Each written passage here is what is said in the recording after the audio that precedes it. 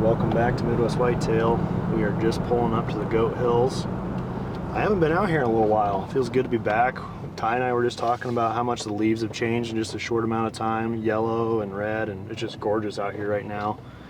The beans got picked in the last 5 days. I wasn't able to get out here when he did it, but it's allowing us to access his farm a little bit differently. So one of the things that we're gonna do is we're gonna hunt pretty close to the roadway tonight in a different location because we have a different wind than a lot of the stands are set up for on this property. I have a lot of north wind sets, but we don't have a lot of south winds, and this is a strong southeast winds, which is even more difficult tonight. And there's a few really good bucks that have been going in close proximity to where we're gonna get set up tonight. And I really think there's a good chance that one of them is going to daylight tonight. They've been right on the cusp of it, and I think that this could be the night here in the next couple days.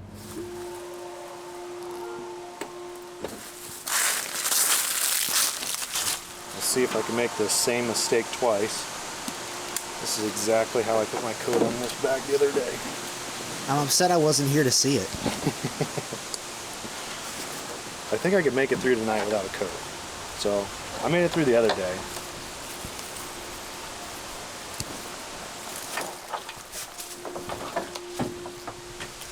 Oh, you don't like that? I mean, what do we always say? Ingenuity? Yep.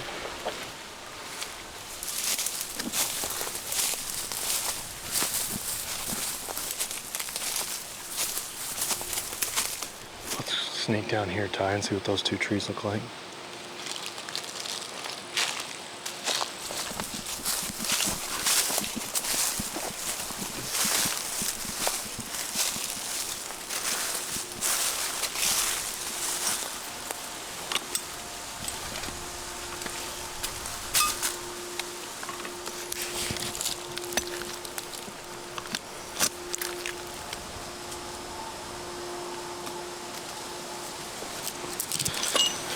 Gotta keep in mind that some people have shorter legs than others.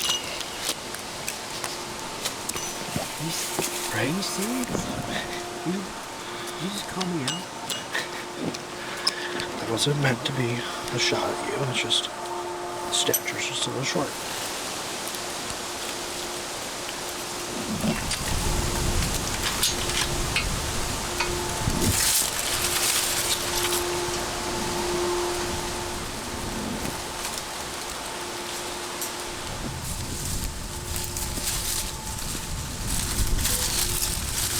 Just after 4:30 and we're all set up. We found this walnut tree right along the field edge, and it's right in the area where I wanted to be tonight.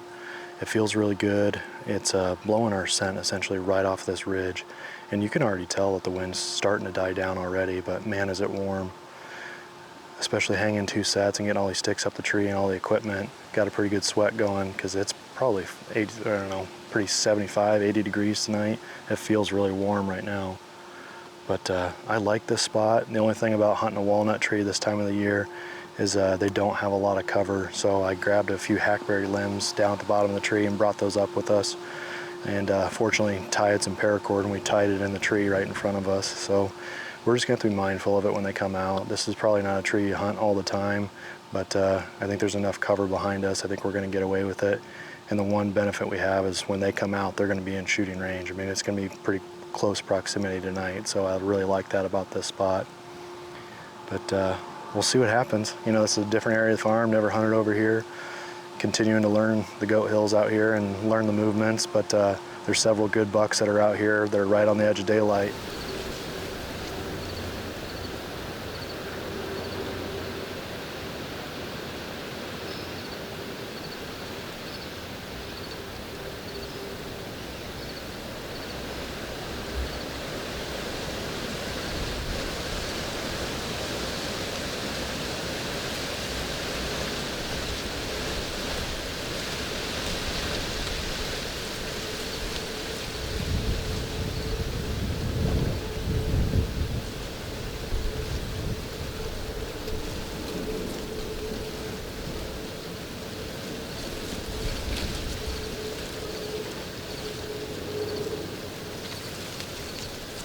We are down to our last hour of legal shooting light, and it's setting up to be a good night. I don't know if my instincts will prove to be right tonight or not, but I've just had this feeling that I've been on the edge of my seat like the entire time we've been setting up here. It feels like a good spot. It feels like the deer are going to be on their feet tonight. But where we're set up tonight is pretty close to a roadway. And we just had a vehicle drive by not that long ago. So, I mean, the deer are plenty accustomed to that, the way this farm sets up. I mean, people drive back here all the time. So I don't think it's really affecting us. But I definitely think that that's something I'm going to have to weigh in the future where, especially if you have really good conditions, that maybe this isn't always a spot that you want to hunt a ton because there's always the potential that the roadway could ruin that opportunity. I don't think it did too much damage tonight because there wasn't anything out here, but could have easily been the moment where that buck's walking out of the timber and it's right there or whatever it might be. Like I said, it feels good. The wind's really dying down. It's probably down in the, I don't know, high 60s, low 70s now.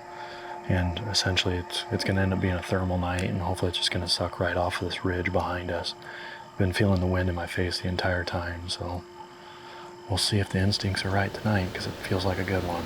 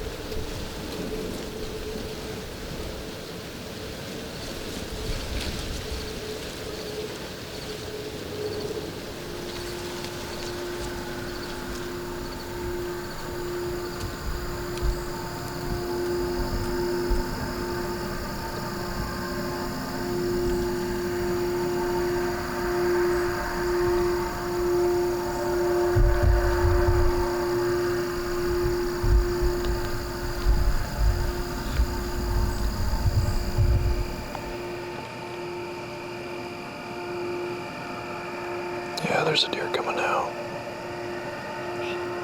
Back in the timber, right where she's pointing. Looks like maybe another doe.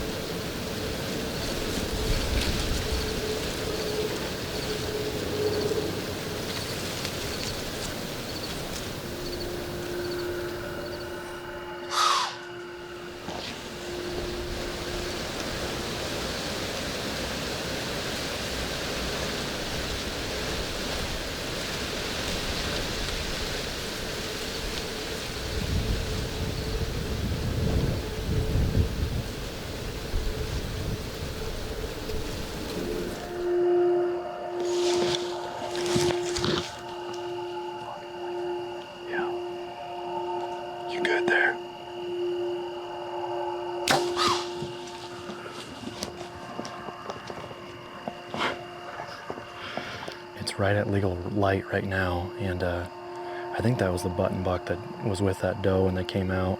And there was a third deer, I'm not sure what it was. I imagine it was that fawn, but that happened pretty quick where it's just so thick off to the west that Ty and I kept talking about that we could hear something coming, but we just couldn't see anything. And then I could see them, and then they were close enough where, heck, when they came out, they were within 35 yards.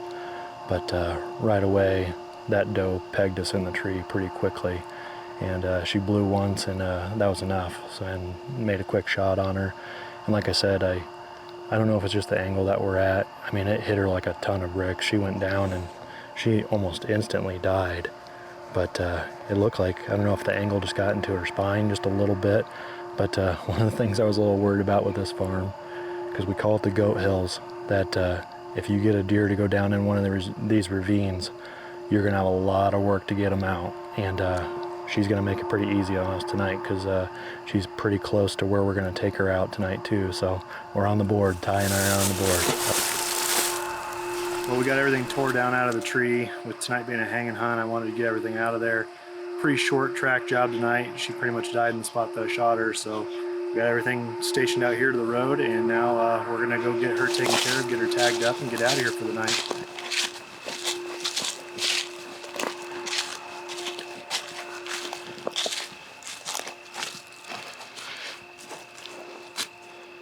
It is a big old doe. Big old doe.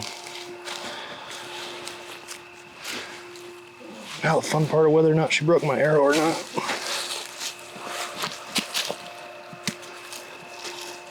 That's crazy. With that angle that it's at. Like going up? Yeah. Well, I mean, the way that she like kind of ducked, she did that. So when she ducked, essentially that just went right up into her spine.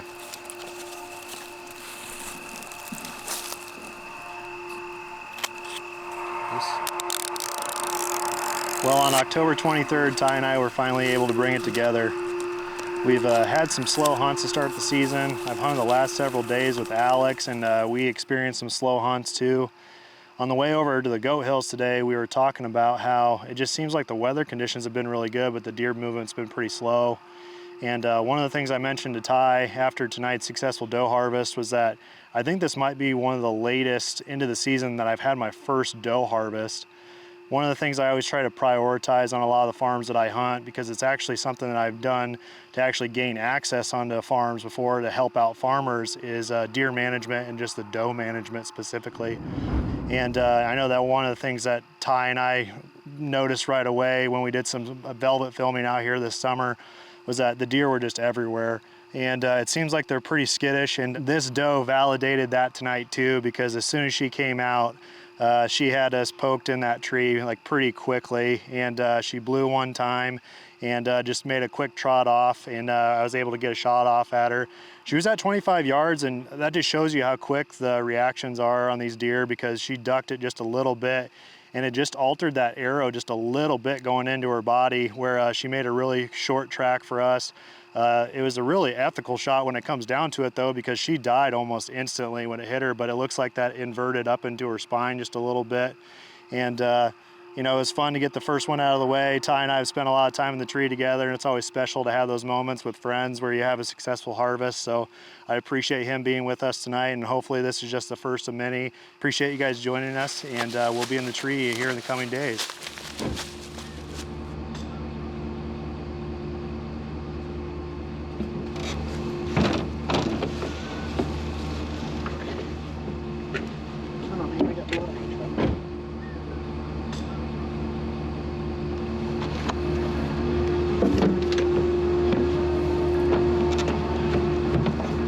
Good, buddy. First one of many.